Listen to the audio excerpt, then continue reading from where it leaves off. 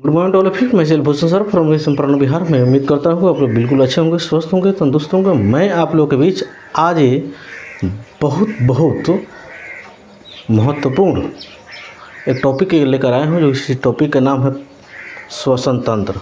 इसके पहले वाले जो सीरीज हम लोग लेकर चले थे उस सीरीज का नाम था पाचन तंत्र, जो कि 5 पार्टों में हम लोग कंप्लीट कर चुके हैं। यदि आप मेरे चैनल पर नए हैं तो सबसे पहले आप उसे देख कर आइए, उसके बाद इसे भी देखते रहिएगा और चाहे अभी भी देख सकते हैं क्योंकि शुरुआत है, पार्ट 1 है, ठीक है। इसके बाद ज़रूर उसे देख लीजिएगा क्योंकि जो साइंस का सीरीज शुरू हुआ है बहुत बारीकी से शुरू हुआ है और बहुत महत्वपूर्ण ये है, जिसको मोस्ट इम्पोर्टेंट बोला जाता है इंग्लिश में।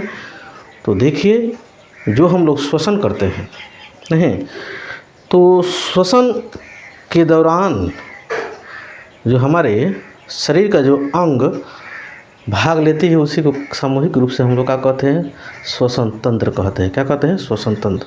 यानी श्वसन में जो जो अंग हमारे भाग लेती है उसको क्या कहते हैं? श्वसन तंत्र कहते हैं, ठीक है। अब देखिए, श्वसन के दौरान हम लोग जानते हैं कि ऑक्सीजन हम लोग लेते हैं और वो ऑक्सीजन क्या रहता है, जो हम लोग भोजन जब किए रहते हैं तो भोजन जो एक टूट कर किस फॉर्म में हमारे सेल में जमा रहता है, ग्लूकोज के फॉर्म में, और ये ग्लूकोज को तोड़ने के काम करता है। ये जैसे हम लोग श्वसन की प्रक्रिया करते हैं तो ऑक्सीजन हमारे सांस के माध्यम से होकर अब कैसे कैसे जाता है हम लोग अभी जस्ट जानेंगे।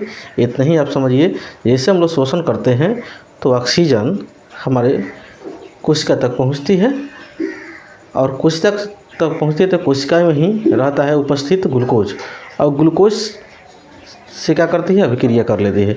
जिससे अभिक्रिया करेगी तो ग्लूकोज को तोड़ेगी तो कार्बन डाइऑक्साइड प्लस जल और प्लस बहुत से सारे मात्रा में क्या निकलेगा? ऊर्जा निकलेगा। तो जल हमारे शरीर के लिए बहुत ज़रूरी है, तो हमारे शरीर के अंदर ही रह जाता है। ऊर्जा हमें ज़रूरी है, जो भी काम हम लोग करते हैं उसको संपादित करने के लिए, तो ऊर्जा हमारे शरीर में रहता है। लेकिन कार्बन डाइऑक्साइड की आवश्यकता नहीं है, और वो कार्बन डाइऑक्साइड जैसे हम लोग सांस को छोड़ते हैं तो बाहर निकल जाता है, ठीक है।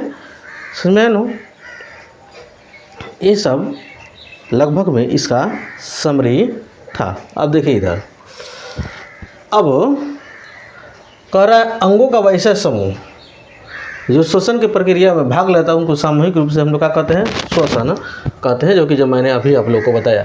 श्वसन एक ऐसा क्रिया है जिसमें क्या किया जाता है? ऑक्सीजन को ग्रहण किया जाता है, ठीक है। जिसके फलस्वरूप ऑक्सीजन क्या करता है? ग्लूकोज को तोड़ देता है और क्या निकलता है? कार्बन डाइऑक्साइड, जल तथा ऊर्जा निकलता है, जो कि अभी मैं आप लोग को बताया, ठीक है। जैसे ये ग्लूकोज हो गया, ग्लूकोज का फॉर्मूला हो जाता है C6H12O6, ठीक है।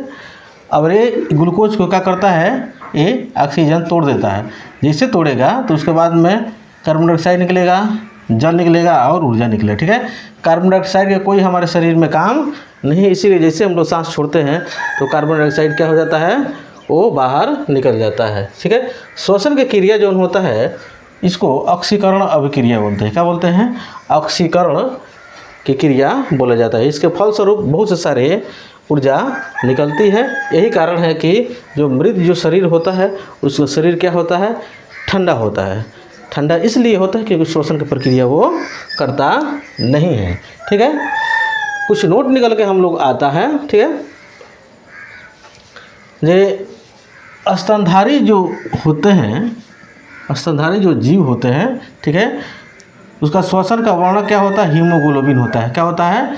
उसका श्वसन का वर्ण क्या होता है? हीमोग्लोबिन। मोलस्का, आर्थ्रोपोडा जगत के जो भी जीव है उसका श्वसन की प्रक्रिया का वर्ण क्या होता है? हीमोसाइनिन होता है। क्या होता है? हीमोसाइनिन होता है। मानव शरीर का श्वसन ईंधन किसको कहा जाता है? ग्लूकोज को कहा जाता है। ये फैक्ट है, आप लोग को याद रखना पड़ेगा, बहुत ज़रूरी है। बहुत सारे परीक्षाओं में ये पूछ लिया जाता है। मानव शरीर की ऊर्जा के मुद्रा किसे कहते हैं? ATP बोलते हैं। क्या बोलते हैं? ATP, ठीक है।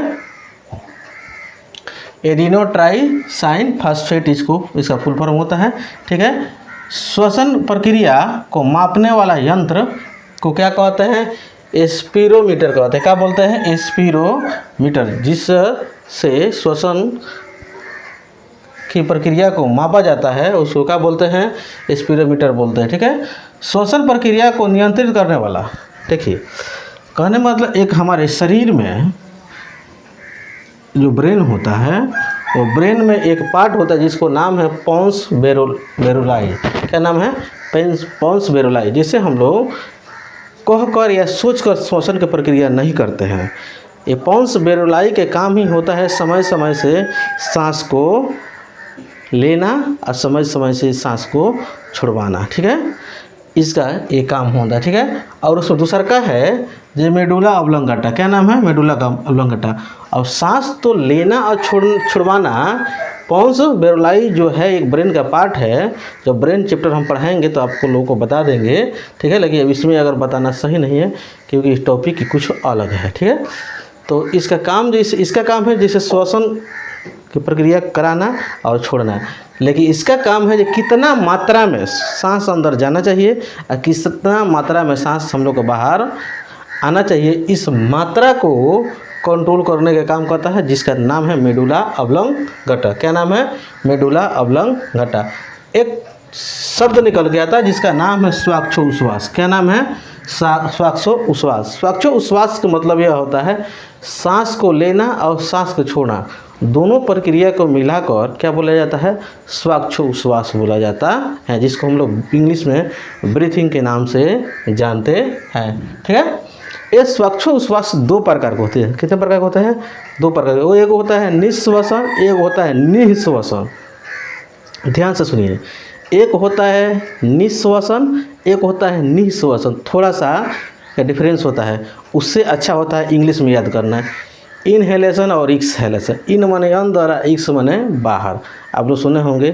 ठीक है, आप लोग ट्रेन में डब्बा में जाते हुए देखते होंगे जिसमें लिखता है इंटर एग्जिट। इंटर माने प्रवेश करना, एग्जिट माने बाहर होना। ठीक है, तो इनहेलेशन का मतलब होता है सांस को लेना, एक्सहेलेशन का मतलब होता है सांस को छोड़ना। ठीक है, इंग्लिश सबसे सुंदर होता है याद करना। ठीक है, तो देखिए निःश्वसन, निःश्वसन में क्या होता है? सांस को लेना होता है। क्या होता है? सांस को लेना। तो जैसे हम लोग सांस लेते हैं, तो सांस जब लेते हैं तो उसमें क्या होता है कि कितने कितने मात्रा में कौन कौन से गैसों को हम लोग लेते हैं। जैसे ऑक्सीजन हो गया। क्या हो गया?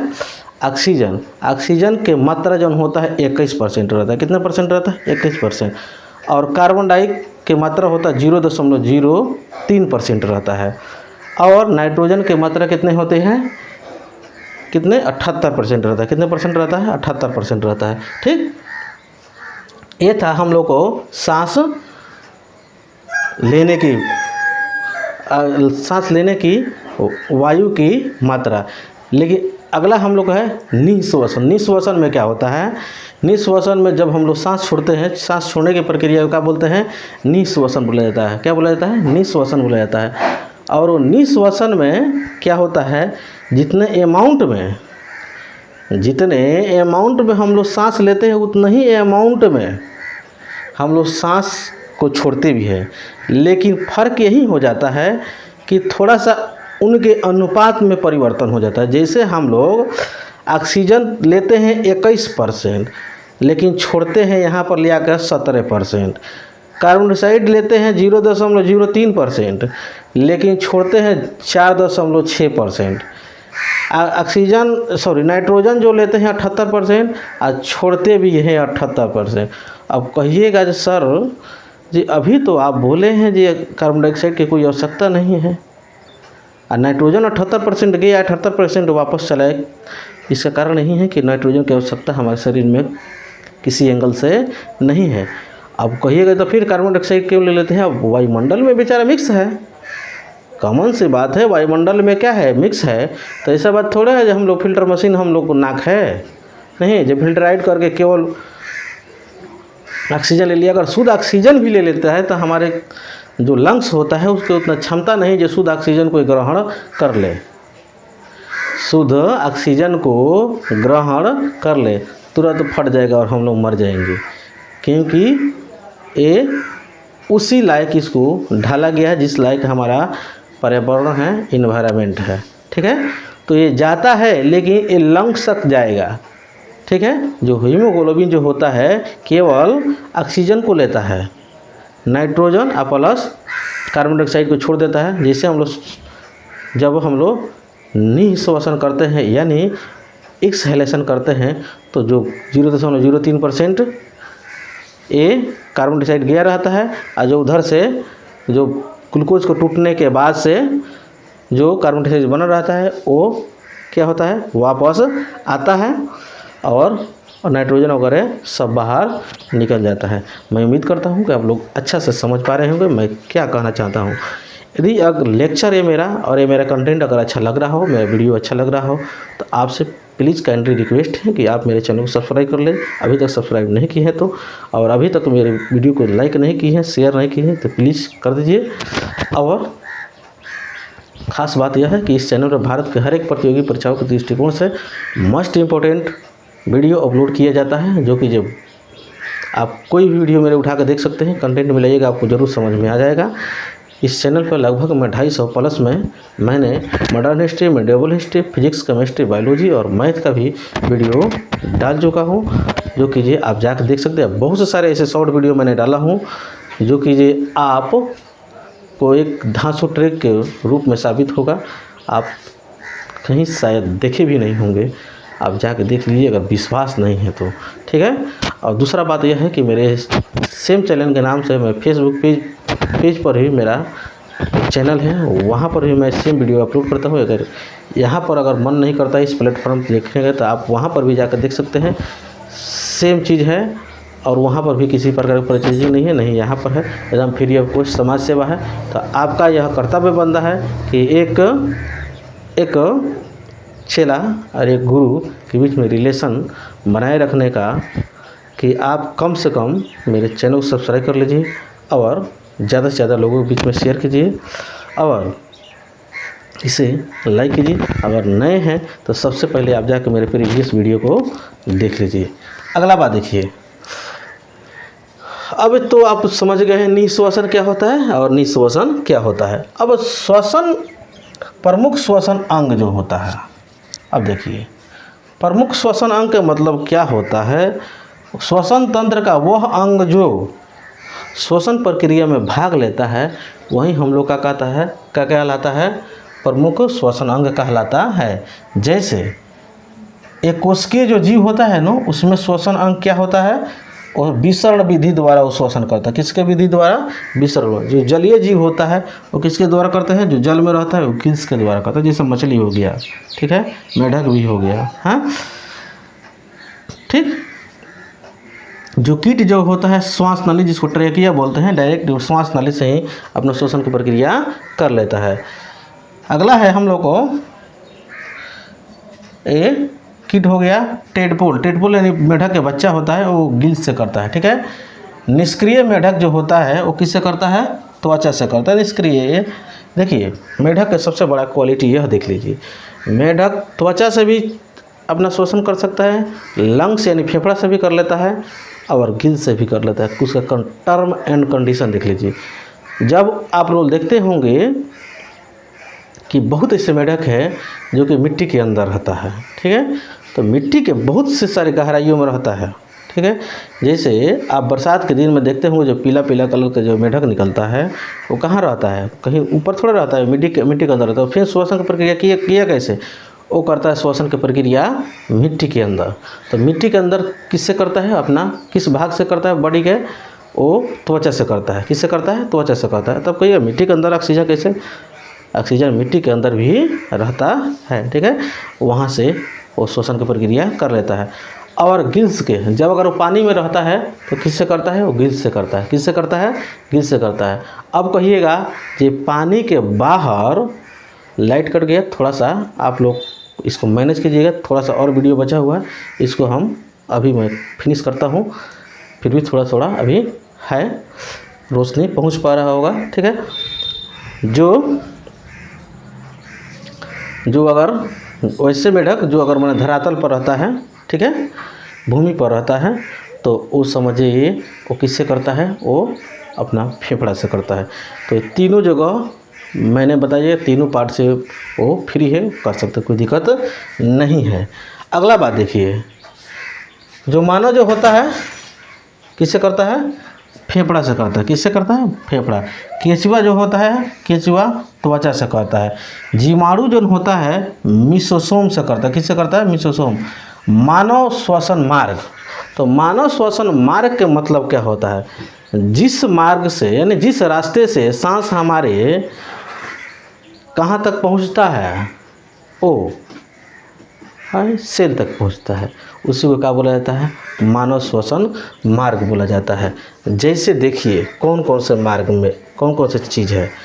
नासा छिद्र, नासा छिद्र यानी नाक के जो छिद्र है सबसे पहला भाग, नासिका का पार्ट इसके जस्ट बाद होता है, ग्रसनी में जाता है, उसके बाद से स्वर तंत्र में जाता है, स्वर तंत्र के बाद से श्वास नली में, श्वास नली के बाद में ब्रोंकाई में, ब्रोंकाई के बाद से जाता है ब्रोंकियोलेस में, उसके बाद से वायुकोष्ठक, उसके बाद से रुधिर, उसके बाद से कोशिका में चला जाता है। वही कोशिका पर रहता है उपस्थित क्या?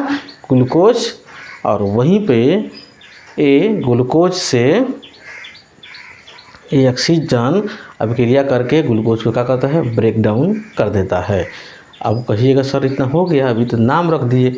अभी नाम न रखे हैं, इसके अगले पार्ट में इसका काम भी बताएंगे। अगर वीडियो अच्छा लगा होगा आपको तो प्लीज़ आपसे काइंडली रिक्वेस्ट है कि आप मेरे चैनल को सब्सक्राइब कर लीजिए और ज़्यादा से ज़्यादा लोगों के बीच में शेयर कीजिए, पूरे भारत में इसे फैलाइए, क्योंकि बहुत महत्वपूर्ण यह सीरीज चल रहा है इस चैनल पर। इस चैनल पर जो भी हम लोग टॉपिक उठाते हैं उसको कंप्लीट रूप से ख़त्म करते हैं, और हर एक सब्जेक्ट की भी व्यवस्था यहाँ पर धीरे धीरे हो जाएगा। लगभग मैं 4-5 सब्जेक्ट तो मैंने कवर कर चुका हूँ, ठीक है। आगे भी जो भी रिमाइंडर सब्जेक्ट बचा हो उसको कवर हम लोग करते जाएंगे। आप इस चैनल पर बने रहिए, ज़्यादा इधर उधर जाने की ज़रूरत नहीं है। इधर उधर जाइएगा, झूठे पेड बाइज के चक्कर में पड़ जाइएगा, कोई फ़ायदा नहीं होगा। इसके अगले पार्ट में बहुत जल्द आप लोगों के बीच लेकर आ रहा हूँ। तब तक के लिए जय हिंद, जय भारत।